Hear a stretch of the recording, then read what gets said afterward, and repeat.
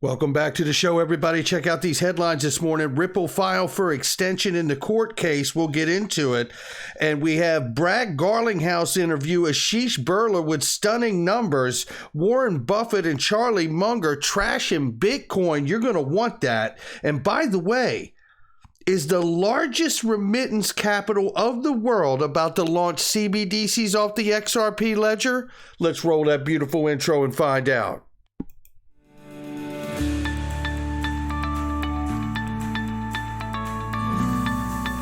Digital Perspectives with Brad Kimes. Come on in.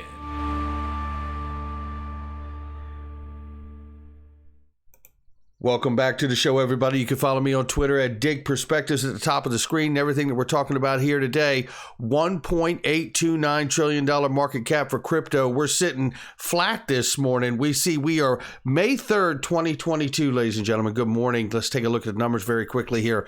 Bitcoin, 38,400. Ethereum, 2,800 plus. And at the number 6 spot, it's 61 cents for XRP right now. Nothing to speak of other than that 11% plus loss on the 7-day, still trying to recover from since the summary judgment schedule came out. Looking right here, 60 cents on the bottom, 63 on the top. We'll keep an eye on it. Ladies and gentlemen, if you want to store your crypto, this is one of the greatest places to do it. I know I keep part of my portfolio and have been considering moving all of my portfolio to my Ledger Nano. And not only can you store it on cold storage to protect your crypto, but you can also buy and exchange crypto directly from your Ledger Nano now, which is an amazing feature. Trusted by 4 million customers. Link underneath the video. Don't forget about it. Right here, we see from Jim Filan, shout out to you, Jim. Ripple defendants request an extension of time until Friday, May 13th to respond to the SEC's letter brief setting forth its assertions that the Hinman documents are protected from disclosure by attorney-client privilege. Now, I think this is just, and I'm not a lawyer, but obviously I think that this is really quite simply the Ripple legal team taking very seriously the approach that the SEC has done for the attorney-client privilege, and they want to be very thorough in how they respond, and I believe they will, and I can't wait to see their response. Looking right here, and a reminder that the SEC just inside of this case has had 3 different positions when it comes to attorney-client privilege, so it should be a good one when they come back on their side of it. Look here, Stuart Alderani said it was good to catch up with protocol on where the SEC Ripple lawsuit stands today and the impact of its resolution will have. We are at a critical juncture for crypto in the U.S., and we can't allow the SEC regulation by enforcement to stifle it. Well said, and there's more to be said here. In this article, Stuart Alderani really holds nothing back, calling the Ripple lawsuit an indictment of the SEC's regulation by enforcement approach. That is well said right there. Brad Garlinghouse voiced a warning that regulators like the SEC are holding the U.S. back from crypto upside potential. The SEC seems perfectly content to let the U.S. fall further behind, all in the name of protecting their own jurisdiction at the expense of U.S. citizens. That's another great point right there. This is exactly what's happening here, right? This is justice delayed, justice denied here, and it is not for the safety of protecting investors, because there are hundreds of thousands and 67,000 that are being represented by John Deaton that, like myself, that have been completely harmed in this situation by the SEC.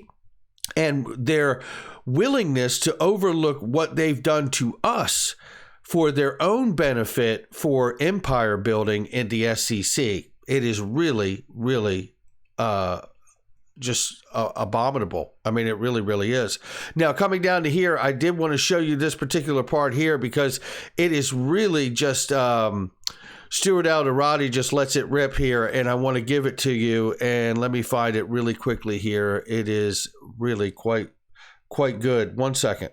Okay, here we go right here. So Alderani said the Hinman email showed that there is clearly a control breakdown at the SEC. How did that happen, he said. It just seems to me that that's a basic question that the SEC should be asking itself. There was a control breakdown, and why isn't the SEC taking this control breakdown seriously? Hinman, now a senior advisor at the Simpson Thacker law firm and advisor partner to A16Z's crypto team, could not immediately be reached for comment. It is unclear what the impact of the issue related to Hinman, Hinman would have on the Ripple SEC case. Net Burn from the Southern District Court could issue a final decision based on both sides' presentations, or she could say the case should go to trial. That would mean this case would go even longer. In any event, the stakes are high for both sides. What we've said since day one is that Ripple's defending this lawsuit not only on its own behalf, but on behalf of all of the entire crypto industry. And that's what other maxis in this space don't yet understand, especially Bitcoin maxis, right? Is that, the entire space is in the crosshairs of the SEC and very much in danger of becoming digital asset securities if Gary Gensler gets his way. The other point to take with this before we move forward here is just simply this. The SEC brought this case against Ripple.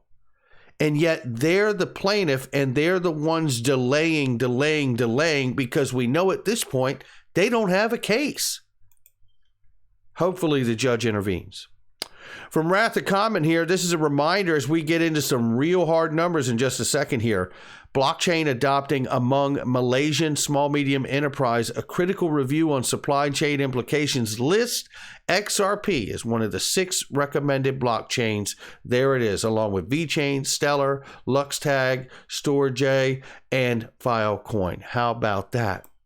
We're expanding, adoption happening all around the world. And I tell you what, this is pretty powerful too. This is Rahul Advani, Policy Director of the APAC region for Ripple. And listen to what he says here. I've got 2 clips that you need to hear. And I tell you, it sounds a lot. Remember, Brad Garlinghouse just told us in a previous interview just a couple days ago, there were central banks that they have announced and some they have yet to announce. But there are others. And Reserve Bank of India just may be one of them. By the way, India is the largest remittance capital of the world. Take a listen to this clip really quickly.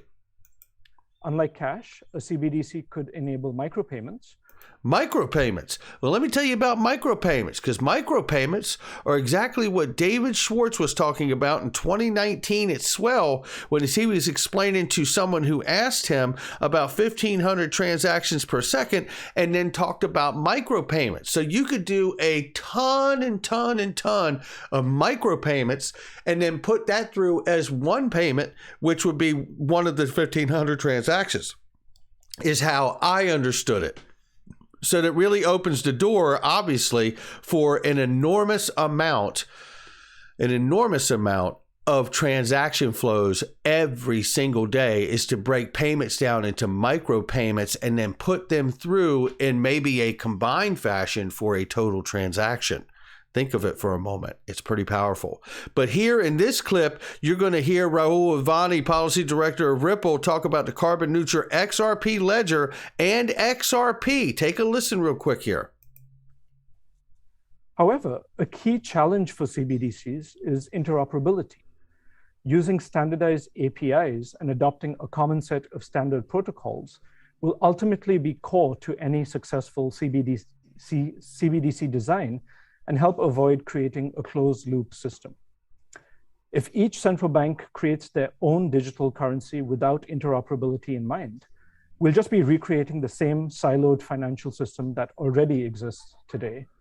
We've talked about that a mess of times, is that people who understand the creation of central bank digital currencies think there's no use for Ripple. What a mistake you are making. That is not true. You have to solve the friction between the two, or you've just digitized the problem we have currently today in this world in the legacy systems. CBDCs must be able to connect with other domestic services as well as with each other. And this is where neutral bridge currencies like XRP, which is an open source, public, decentralized digital asset, will play a key role.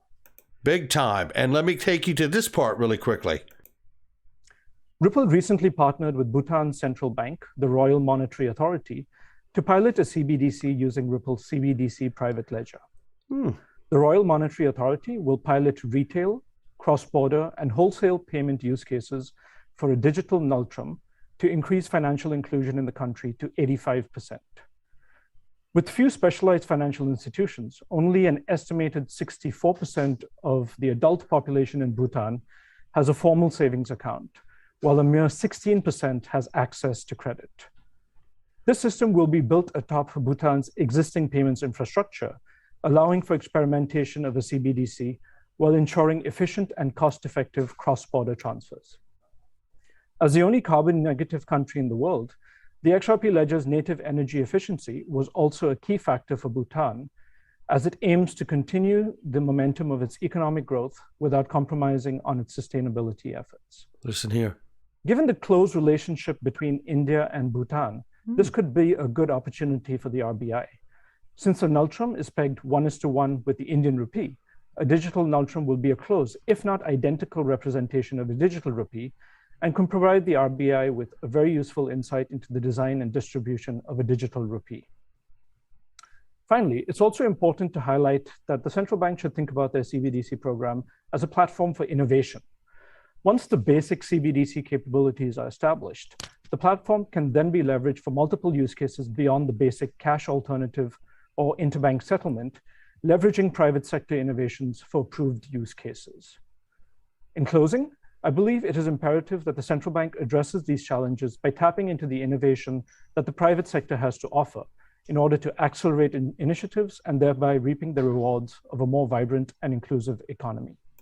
There you have it right there. Sounds like to me one of the next central banks to announce that they're building off the XRP ledger may just be the Reserve Bank of India. How about that one?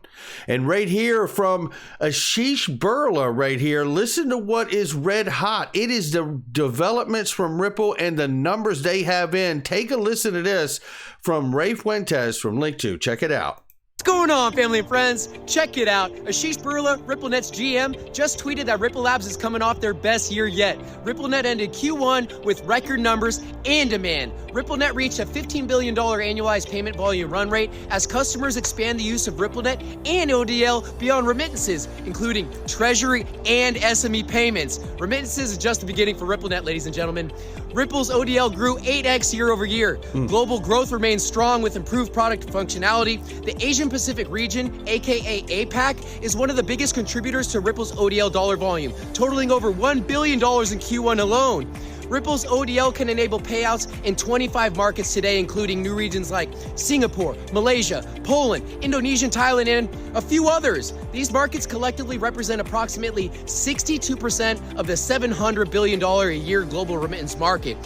Now, very quickly, I want to show you these 25 payout markets today, and they're adding more like they're showing you here. Remember what Brad Garlinghouse said to all of us. We are acting as if we've already lost the case, basically, and I'm paraphrasing here in the U.S.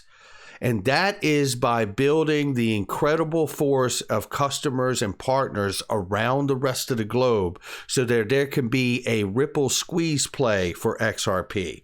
You know, if the rest of the world says it's money, at some point you may break the back of the SEC and the courts and the government itself to do exactly the same.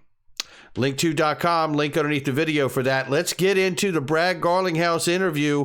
There's one particular clip in here, actually two. First, you're going to hear from Warren Buffett and Charlie Munger, who beat up Bitcoin just about as bad as anyone could. Take a listen. It really does point.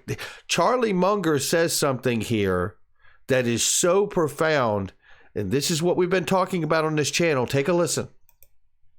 Now, if you told me you owned all of the Bitcoin in the world, and you offered it to me for $25, I wouldn't take it. In my life, I try and avoid things that are stupid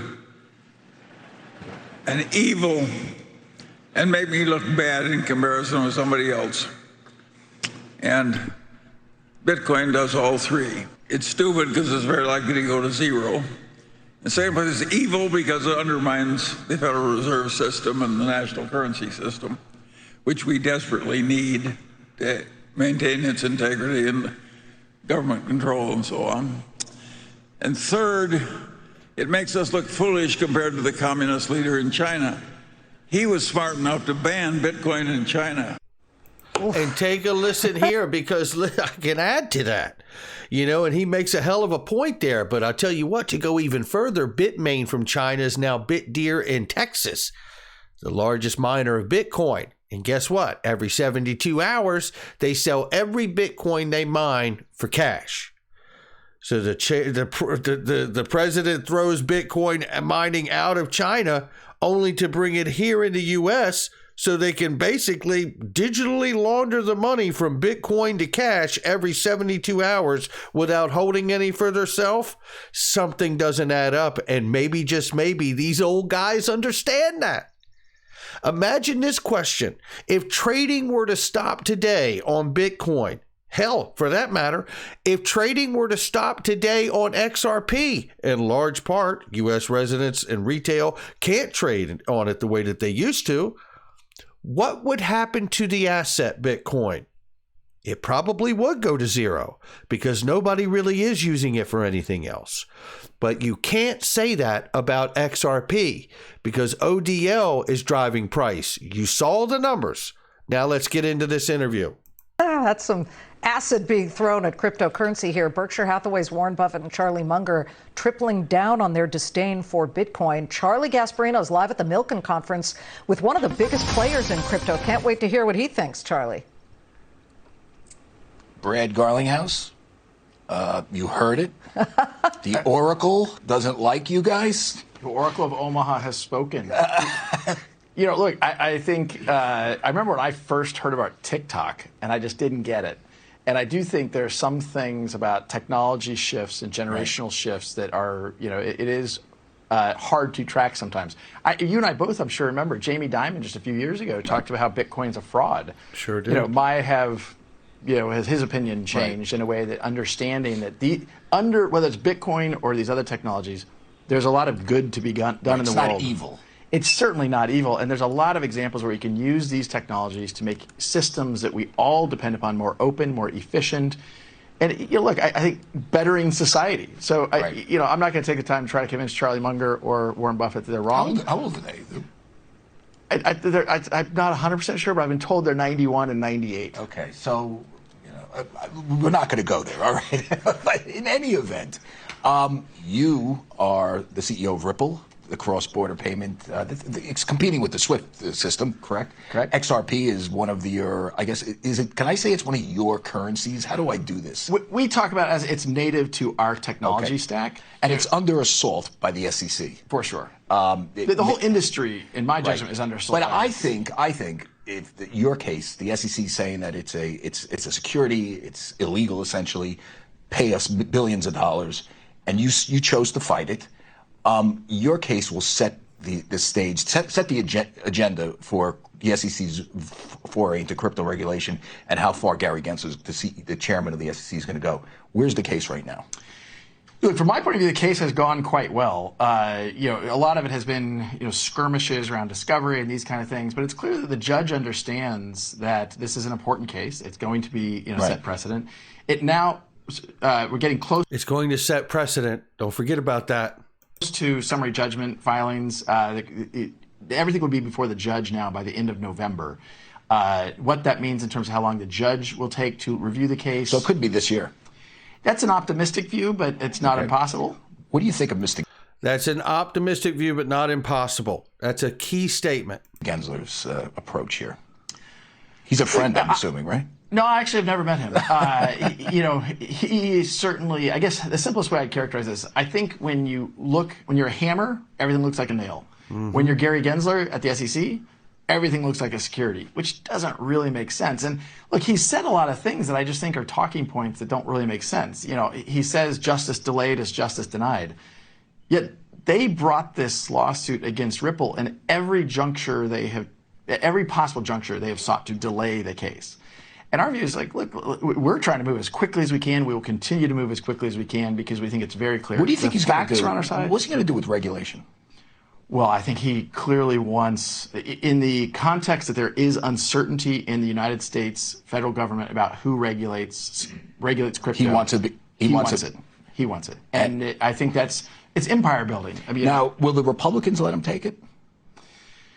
I think there's a piece of legislation reintroduced just last Thursday, bipartisan support, called the Digital Commodity Exchange Act, and it has broad support. I was on Capitol Hill 2 or 3 weeks ago, spoke with a bunch of elected representatives on both sides of the aisle. There's broad support that the CFTC needs to have a stronger voice here, and even the executive order that you and I have talked about before that Biden put out, it really calls for the SEC to work with the CFTC and other agencies. One more question before we let you go. I know you're a busy guy. Will there be a shakeout in crypto? Like, it doesn't really affect you guys because, if you know something about XRP, Ripple, 2 different entities, but plus XRP is trading at whatever it is based on the SEC action. You can get a bump up if you win. You're kind of, I guess, you're not going to be affected by the shakeout if there is one. Do you think there will be one? Well, look, the overall market today that, Munger and Buffett think isn't worth anything is worth $2 trillion. Yeah. And I think the likelihood that 5-10 years from now it's worth a lot more than that is extremely high. But I think that the whole industry will have some that fail because some of them I can't figure out what the utility is. What's the use case? Dogcoin. Doggy coin, Liz. I'm going to toss to you on doggy coin. Okay, doggy coin. That's Dogecoin, dum-dum. There you have it, ladies and gentlemen. Now let's take a listen right here, and some important remarks there by Brad, right? So, obviously, again, he's saying here, Brad indicated, as Bill Belisarius says here, that a decision on summary judgment this year is optimistic, but not impossible. So that means you could have summary judgment ruled on, fairly quickly, which is not likely, but you could also have a settlement, which we don't know where they are in that process, if at all, right? And let's not rule out, when we're talking about price and what could happen, that 95% of the customers and partners with Ripple are outside of the United States. They could ramp up what is already working and drive price, because I firmly believe that on-demand liquidity is controlling it. That's going to do it for me. Not financial advice from me or anyone else. That's where we are on this day. I'll catch all of you on the next one.